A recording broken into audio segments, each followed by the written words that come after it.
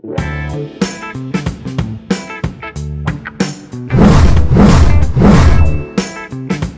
have here a sample problem on whole circle bearing. No? So, given the data, compute the whole circle bearing of the lines of a closed transversal ray if line AB daw has a 4 bearing of 45 degrees. So, given yung 4 bearing ng isang line which is AB, so sa closed transversal ray na to, no, we have 3 stations, A, B, and C. Ito yan sa figure natin. So, we have A, B, and C. Tapos, meron din given na interior angles. We have 80, 60, and 40 degrees. Okay? So, pinapahanap sa atin dito is yung WCB, no, or yung whole circle bearing. So, paalala lang natin, review lang, yung whole circle bearing na yan, pag meron tayong X and Y axis, tapos meron tayong line, which is, for example, line AB, ganyan, no?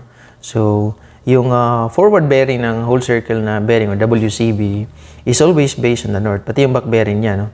So, ang forward bearing niya, based from the north. So, ito yung north natin, upper na meridian, no? Positive na meridian natin. So, that's the north. Tapos, pag i-extend natin yung isang line dito, yung line natin na AB, yung back bearing niya, galing pa rin sa north, is measured na ganyan. Therefore, yung difference lagi ng 4 bearing, yung FB, tsaka ng BB, or baliktad, no? Depende lang, no? Is always 180 degrees yung difference nila, no? So, pwede rin kasi na baliktad, no? For example, pag meron naman tayong line, for example, meron tayong X and Y, ganyan, X and Y, tapos yung line natin is, what if nandito na siya, no? So, therefore, ang forward bearing natin ngayon is mas malaki kaysa back bearing, no? Pag i-extend naman natin to dito, so yung back bearing niya is ganyan na, no?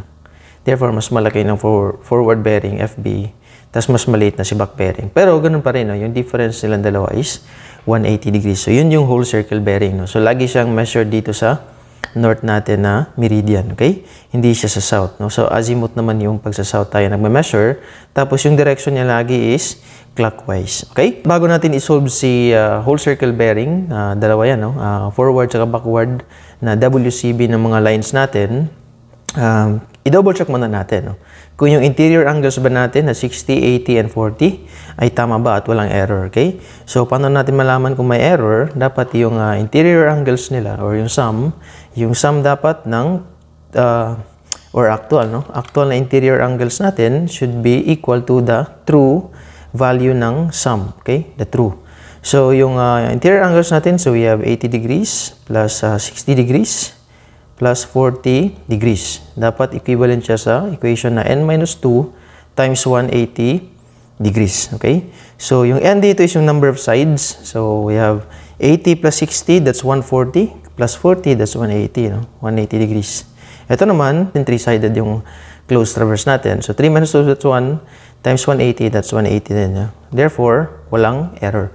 Kung meron namang error, may discrepancy yung dalawang values na to. So, either dadagdag mo yung error niya dito sa angles natin or isa-subtract. Depende kung ano yung mas malaki dito na value. No? So, anyway, gagawa tayo ng separate na video para dyan. No? Yung magko-correct ng interior angles or magbabalance ng interior angles ng isang closed traverse. Okay, so ngayon na alam na natin na walang error yung interior angles natin, dito tayo sa next page. No? So, dito tayo sa 4 bearing ng AB which is given, no, 45 degrees. So, ilalagay na natin yan dyan. 4 bearing na 45 degrees. Okay, so sa line AB na yan, pag i-extend natin dito yung line ng AB, dito, pag i-extend natin dito. So, meron tayong back bearing na ganito, no? Or red na lang, no? Para mas, or green na lang kaya. So, ito yung green. Ito yung back bearing ng line AB, which is just 45 plus 180. No? So, magdadagdag tayo ng 180 dito. Makukuha na natin si back bearing. Dito sa calcu, 180 plus 45 degrees. So, that's 225. Ito na ngayon yung back bearing natin. Tapos, yung interior angle, so we have line AB and line BC. Therefore, yung interior angle na gitna ng line AB, so ito yung line AB, ito naman yung line BC. So, interior angle na gitna is yung sa B. So, that's 60 degrees. No? Ang ginagawa natin dito, isa-subtract mo lang yung interior angle dito sa back bearing. Okay? So, lagyan natin ng arrow dyan para ma-emphasize na mayroong connection yan. So, isa-subtract mo lang, no? Yung 225 minus 60. So, that's 225 minus 60. Equivalent siya sa 165. Ito na ngayon yung Ito na ngayon yung forward bearing or fore bearing ng line BC. Okay? Tapos, yun, 165 degrees, since less than siya ng 180, magdadagdag ulit tayo ng 180 degrees. Okay? Yan. Mamaya natin i-double check, no? Plus 180 degrees, yan na yung backward bearing niya, or that's 345 degrees. Okay? So, ito naman BC, ito yung BC natin, tsaka ito yung CA. So, ang gitna na interior angle is yung C, which is equivalent to 40 degrees. No? So, that's 40 degrees. Sasubtract ulit tayo, no? That's a minus. Therefore, you have 345 minus 40. Yan. We have 305 degrees. Red naman tayo, no? So, that's 305 degrees. Ito naman, since mas malaki siya ng 180, ginagawa dito is sasubtract mo ngayon yung 180. No? So, 180 degrees. So, 305 minus 180 degrees. That's 125. Ito, no?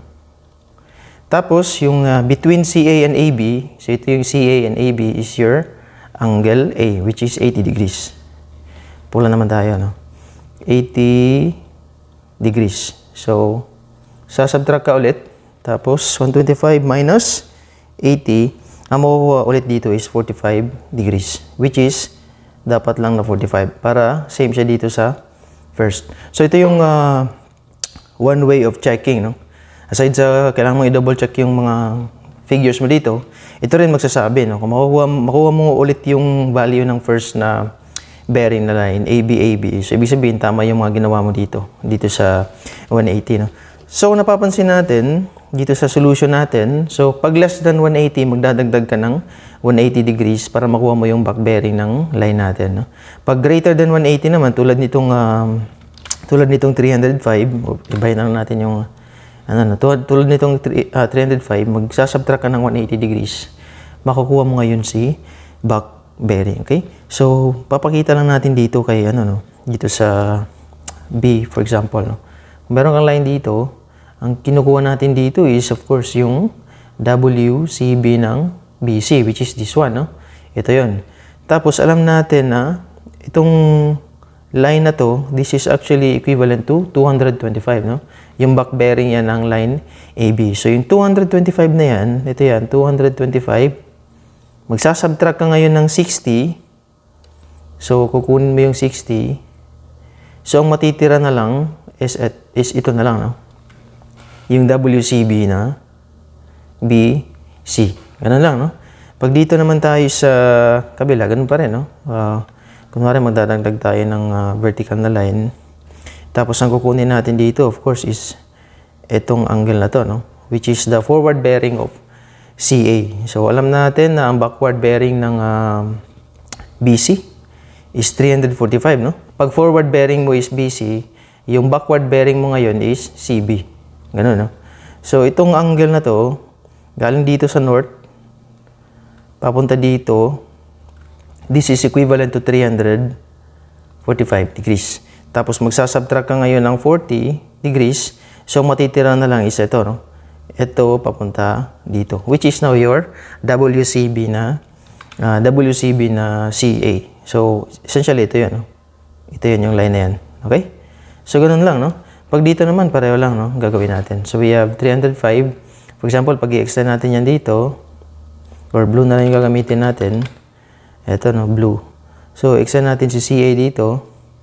Ito ngayon yung 120, no, that's 305. Tama, no? That's 305. Tapos mag-minus ka ng 180. So, hanggang dito lang yan, no? Hanggang dito. Oops. Pula na lang gamitin natin. That's 305 yung blue na angle na yan. Tapos magsasubtract tayo ng 180. Hanggang dito na lang yan ngayon, no? Tapos magsasubtract ka ulit ng 80. So, ito na lang yung matitira. 45. Okay? So, ganun lang, no? Ganun lang yung pag-manipulate ng whole circle bearing, forward and backward na bearing. Given yung internal angles, tapos meron tayong isang value ng forward bearing, na whole circle na bearing, okay? So, sana ay medyo malinaw yung pagka-discuss natin. And, yun, see you ulit sa mga next na sample problems, lalo na dito sa surveying and other engineering related na subjects. So again, thank you for watching.